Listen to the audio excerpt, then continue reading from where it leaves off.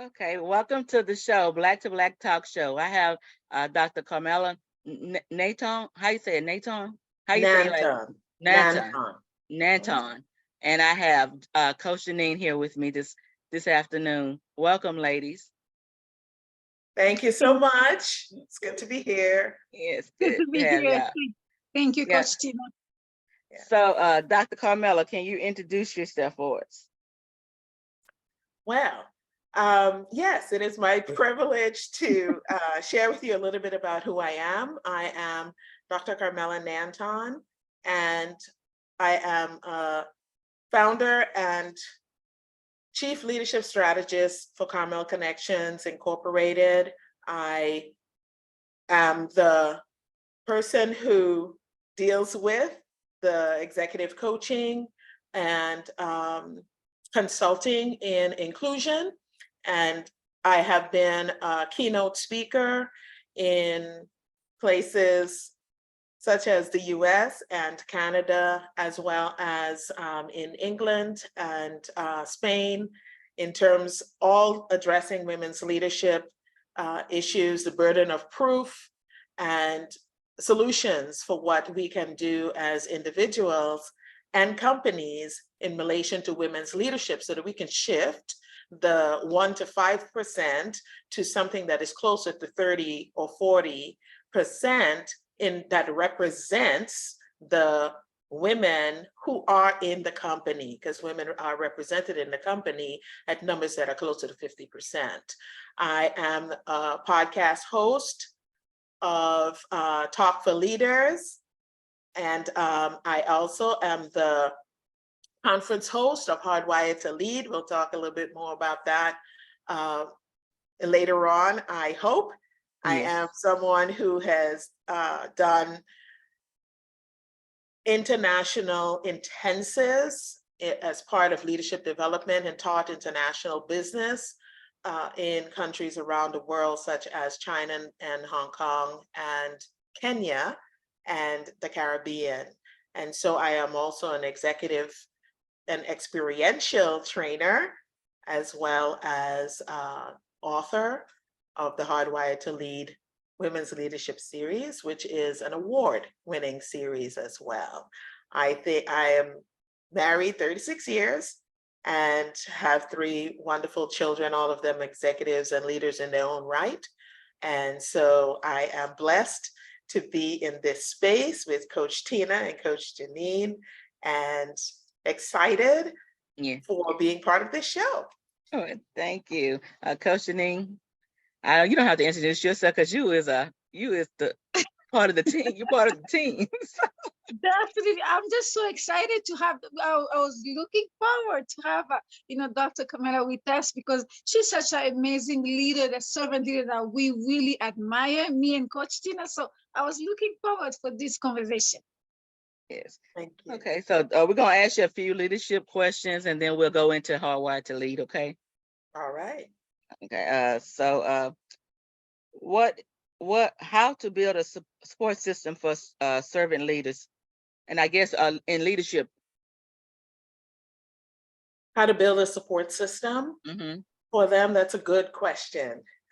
Servant leaders are the ones that serve first or lead second. Interestingly enough, they don't come to be ministered unto, but they come to minister or help serve the people who follow them, which means that they have a developmental orientation.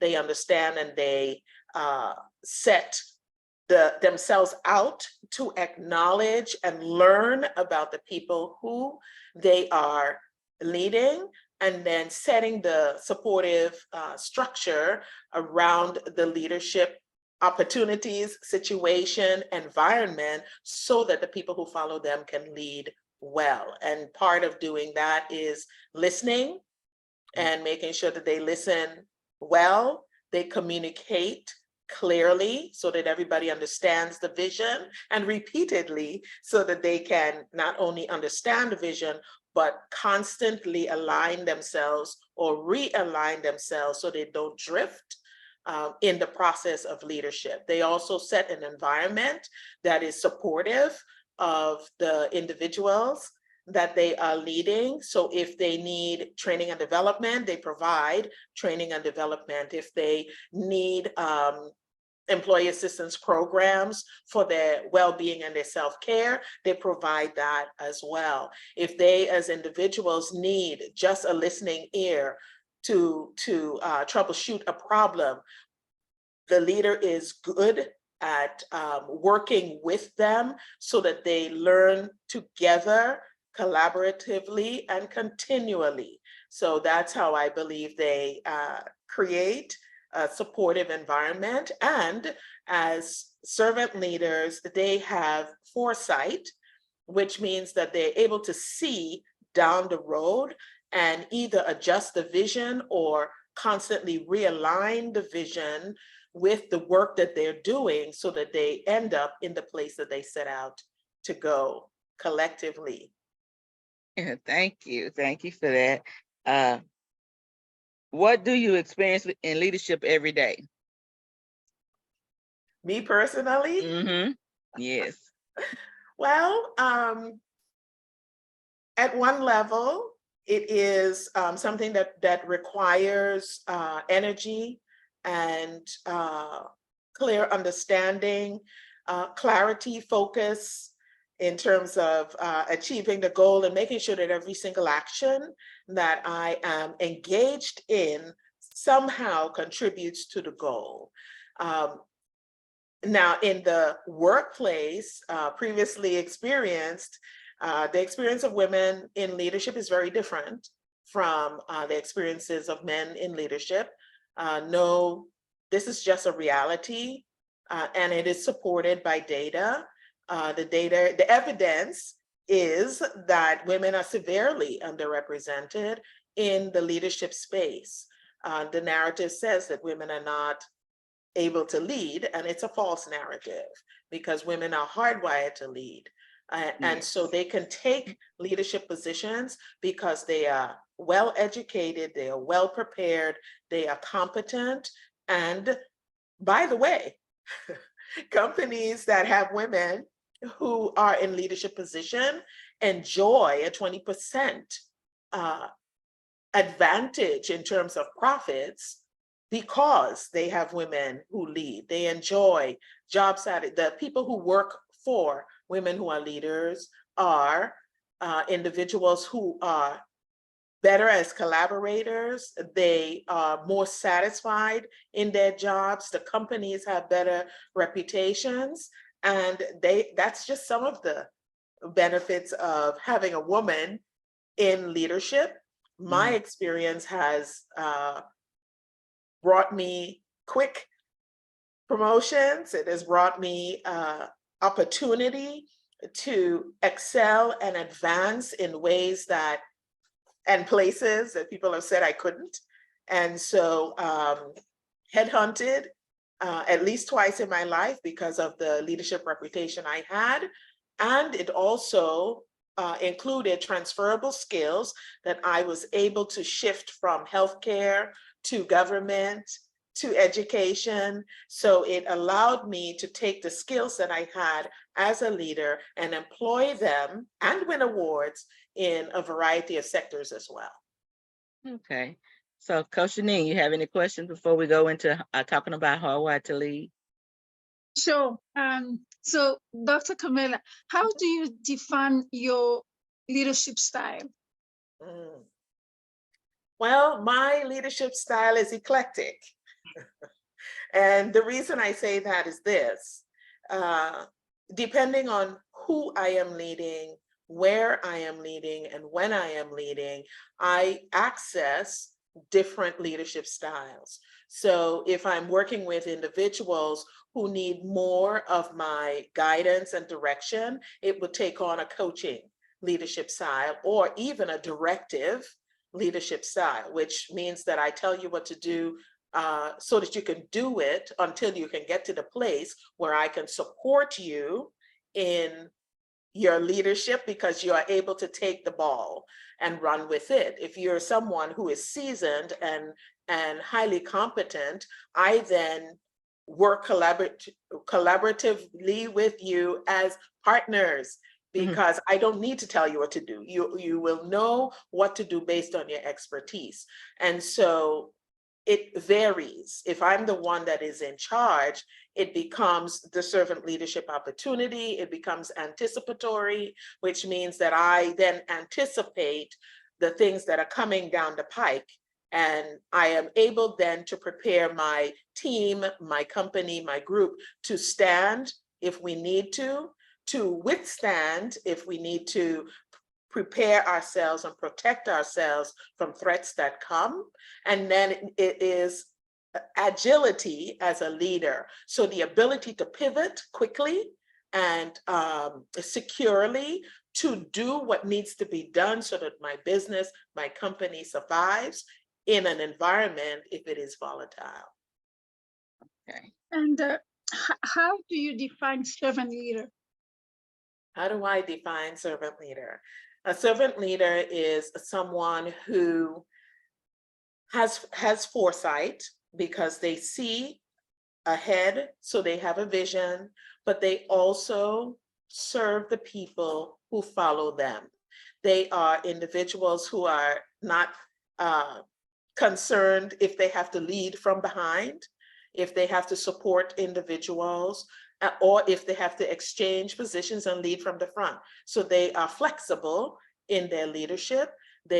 Servant leaders focus on developing the people who follow them so that they too can become the leaders that they're designed to be. But as a servant leader, leader is still the second word. And so they still have to lead when the opportunity comes their way. They have to share the vision in a way that is clear and focused so that the people can follow it. And then they support the followers in a shifting way, as I indicated before. And by shifting, I mean they have to delegate to some people. They can help other people by supporting them, but they also need to direct some people depending on their development level so that they are able all together to become a successful and high-performing team. Okay. And my last question to you is, how, as a servant leader, how do you equip and empower your team? I equip and empower my team by getting to know them. Right? Because each person has different needs. And I would listen to them because they're the frontline people, the ones who get the job done. I try to listen to them carefully. And with that listening, sometimes you listen behind the words because sometimes what they are telling you is one thing, but the reality may be something else. So I have to hear them even as I am listening. I need to understand and recognize if they are thriving, doing what they're doing. I need to be able to discern and see if some of my best workers are slowing down or falling off or taking off a lot of time because other things are happening in their lives. And so discernment is part of that as well. And then to provide learning opportunities and development opportunities that are targeted towards the leadership strength that they are looking to develop as well. And so as a servant leader, I would be the one that looks to those things, even as I look to have influential relationship by showing them, right? So leading by example in terms of what I want and what I need for them to be doing. I should not be someone who hesitates to step in, roll up my sleeves and do the work that needs to be done so that it can be done. I can work alongside of the people that I am leading as well, so that I'm in the trenches with them if need be at any given moment. Okay, so now let's get into Hardwired to Lead. This is my second year doing it. So can you explain to the audience about Hardwired to Lead and what is it about? Yes, with pleasure. The Hardwired to Lead conference is an offshoot, or it was inspired by the award-winning Women's Leadership Series. It has 3 volumes, and one of them is a winner. The other one is a finalist in the International Book Awards. And in those books, I talk about how women's leadership experience is quite different from men. I say that because it is specific. I say that is because the environment dictates that with the narratives. Our society is a paternalistic society. And because of the fact that it is paternalistic, it also dictates women's place. And when a woman decides that she's going to honor her hardwired to lead, in many people's perceptions, she steps out of the place that they have designed for her to be. And that immediately sets off alarm bells for some people. It gets people upset at you and so on. I don't have anything against men who are leading. The challenge that I laid down is that women have opportunity to lead the same way. Now, that does not happen. The data bears that out. We know it's only 1% for women of color, up to 5% for white women, if white women are included, and the other 95%, 96% are men. So something is wrong there somewhere, right? Yeah. But the other thing that is interesting is, and I bring that out in the books, is that behaviors in the workplace mirror domestic violence behaviors in society or in the public place. And because there isn't much accountability or punishment or retribution, if you will, to hold accountable behaviors that are violent or abusive to women, many of those behaviors have been transferred into the workplace, and they show up in a variety of ways. The reality of the matter is that when we as individuals and leaders in the workplace, and by the way, women perpetuate it too. I'm not taking women off the hook. They are the gatekeepers to the HR complaints. They're the ones who either make it disappear and go away, or they're the ones who bring it to the front and advocate for it. So I'm not letting women off the hook either in terms of abusive behaviors that are perpetrated. Managers follow the policies. And if the policies are that women are underpaid by 30% of their income, that's what they do.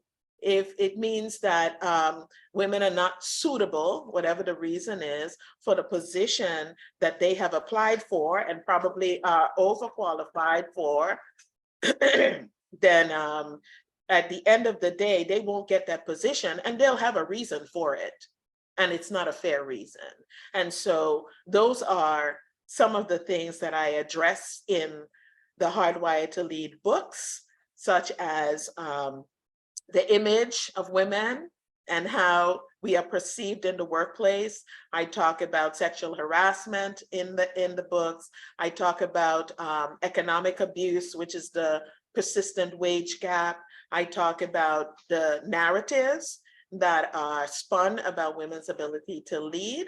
And in that space, it means that they say women cannot lead, and they act as if women cannot lead, while women are leading, and they're leading competently and effectively. And then they are isolated from networks that are power networks, right? So we wonder why there's a glass escalator that takes men up to the top first.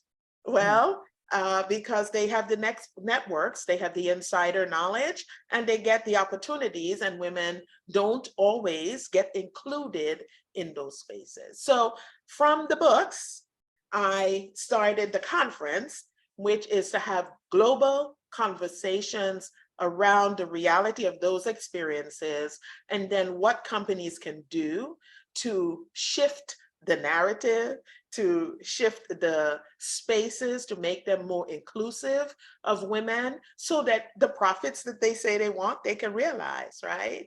The reputation for the workplace, the competitive edge, the innovation intensity that women bring to the table can be part of that company's benefits as well. So that's the initial part of it.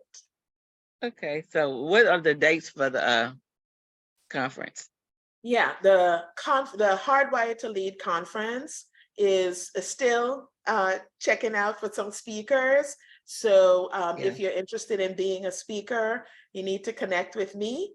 The conference begins on the 30th of October, and it runs through to November 11th.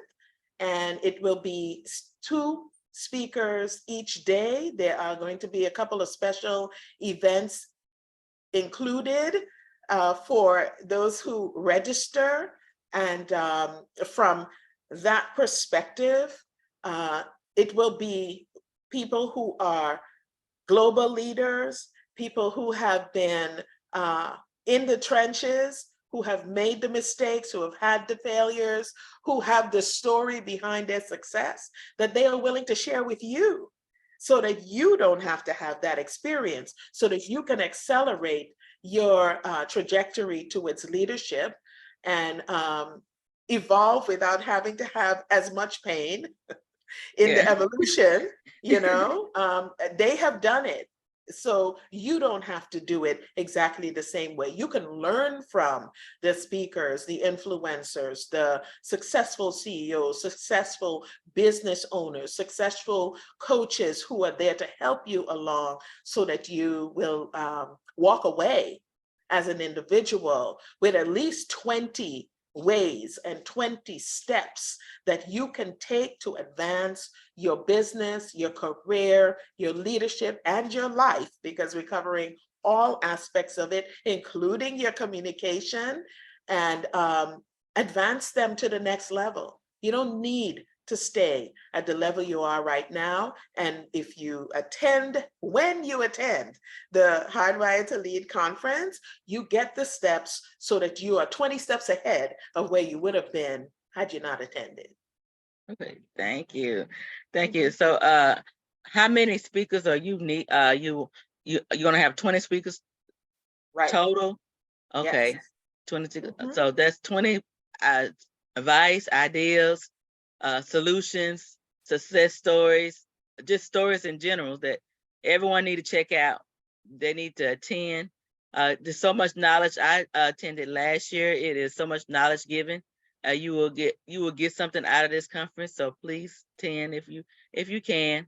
You have the link. You'll give me the link so we can, once it's time to put out that about the conference, so we'll be able to send it to everybody. Right. Registration early registration opens the 20th of October, and you will have a link at that time. It'll be hardwirettolead.com or hardwirettoleadconference.com / the new name that I will give to you. But the basic route is hardwirettoleadconference.com. And you will have opportunities. And the wonderful thing about it is each speaker provides a gift. So there's going to be a giveaway as well as part of the conference that you can walk away. You can connect with the speakers. This is your opportunity to connect with the speakers directly during the conference on every day that they are speaking, and you will get to know them if you take advantage of their gifts, because they are generously sharing of their knowledge, and there's such power in the knowledge of the speakers.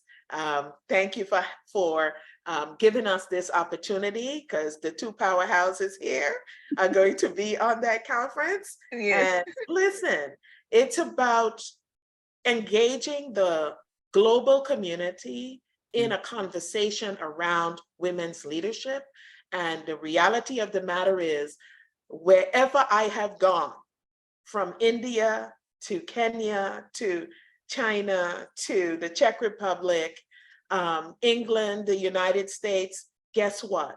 The leadership numbers are the same. The challenges that women have in leadership is the same. And if you leave the corporation and you say, okay, that's it, I'm done with the corporation, I'm going to start my business for myself, guess what? You go into the society with the same behaviors. Yes. And it means that investment money that should be yours does not always get to be yours. That's right. Right? It means that connections that should be yours don't always come and connect with you because you are a woman, or because you are a woman of color. And I want to raise the awareness around those things, because one of my missions is to shift the number from 5% to 30% by 2030 and touch 1 million companies and 1 million women, so that we can change the entire situation. It's possible if we all work together. Yes, thank you. Coach Janine, you have anything to add? Oh, no, I do not. I just encourage everybody to join us, because it's gonna, I mean, to me, the way she's just talking, I just see that this is a movement that people need to join, because definitely she cannot do alone. That's why Coach Tina and myself are really joining forces, with Dr. Carmela, so we can be able, to empower it together, that we can definitely accomplish and changing that narrative. So thank you, Dr. Carmela. Absolutely. Yeah, so Dr. Carmela, you have any final words? The final words that I would have is this. Every one of us is a leader. Every one of us influences other people. The question is, what are you influencing them to do? How are you influencing them to be? And part of what I would like to leave with you is, if we can influence the people around us to establish environments where anyone who is hardwired to lead can thrive, whether it is in the organization, whether it is in society, whether it is in their lives, whether it is in their relationships, whether that's spiritually or physically, emotionally, and mentally, be a good example and influence for the people that are around you. You make a difference. The world needs leaders. That means they need you. Yeah, thank you. Thank you. Well, I want to thank you for coming on the show, and Coach Janine, she's always with me, but thank you, Coach Janine. So I thank you, ladies, for coming on the show. You can come back anytime, Dr. Carmela, and then probably we'll get you to come on Coach Janine's show as well before the conference. Very soon. Yeah. So yes. So absolutely, it would be an honor. Okay. Thank you.